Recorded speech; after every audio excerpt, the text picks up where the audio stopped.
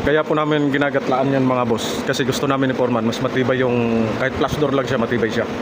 Kasi dati mga boss, solid yung pinto nilalagay doon, madali siya matanggal doon sa bisagra, doon sa hamba. Kaya yung hamba roon puro butas na eh.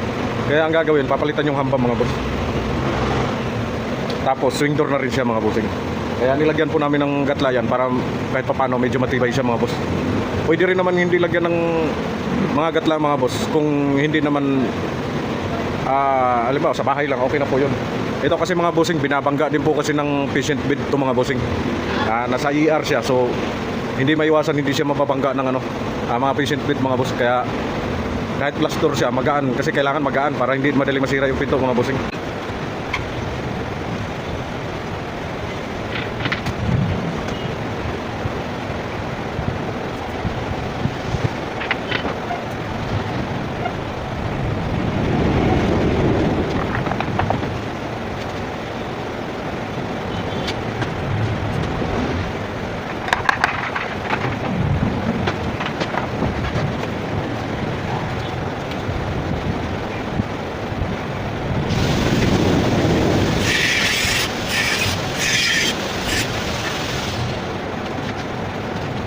Ito na po mga bossing, tapos na po yung frame ko ng glass door.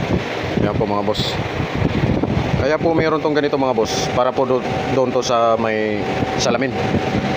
Tapos ito naman po mga bossing, sa mga hindi pa po nakakaalam mga boss, ito po, kailangan nyo pong lalagyan ng abang siya mga bossing, para po doon sa lagayan ng doorknob, tsaka double lock niya mga boss.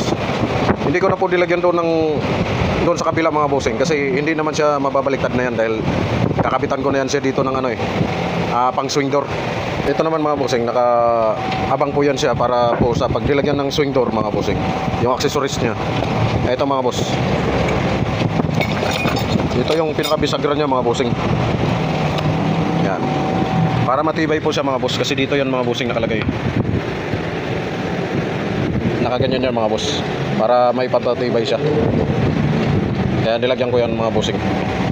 Kaya hindi na nilagyan ko ng abang doon mga boss, para sa doorknob. Hindi na po kasi siya mababaliktad mga boss. Pag nilagyan na ng ganito mga bossing, hindi na siya pwedeng baliktarin. So yan lang po ang paggawa ko ng frame mga bossing sa pang swing door mga boss. Lalagyan ko na po yan ng plywood na pang cover niya mga bossing. Ang i-cover ko po dyan mga boss, standard na 1/4.